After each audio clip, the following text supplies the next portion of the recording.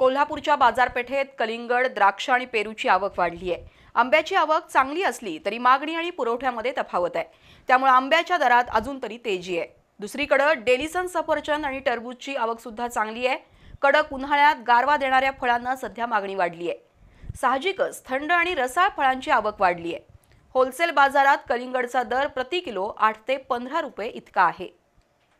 उन्हाच्या झळा वाढू लागल्यानं गारवा देणाऱ्या फळांच्या मागणीत वाढ झाली आहे।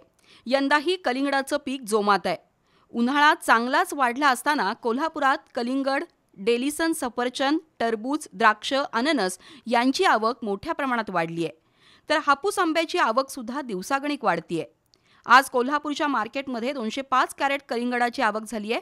डेलिसन सफरचंदचे 180 बॉक्स, पेरू 47 कॅरेट, द्राक्ष 30 बॉक्स, टरबूज 65 कॅरेट, हापूस आंब्याचे 1480 बॉक्स अशी आवक झाली आहे। होलसेल बाजारात कलिंगडाचे दर किलोवर असतात। सध्या 8 रुपयांपासून 15 रुपयांपर्यंत प्रति किलो असा कलिंगडाचा दर आहे। बाजारपेठेत कलिंगड नगावर आणि आकारानुसार विकलं जातं। 30 रुपयांपासून ते अगदी 150 रुपयांपर्यंत सध्या एका कलिंगडाचा दर आहे। द्राक्षाची आवक सुद्धा चांगली असून 1 किलोचा दर 50 रुपयांपासून 80 रुपयांपर्यंत आहे। तर अननस 40 ते 80 रुपये, पपई 40 ते 100 रुपये असे दर आहेत। याशिवाय मोसंबी, माल्टा आणि पेरूची आवकही वाढली आहे।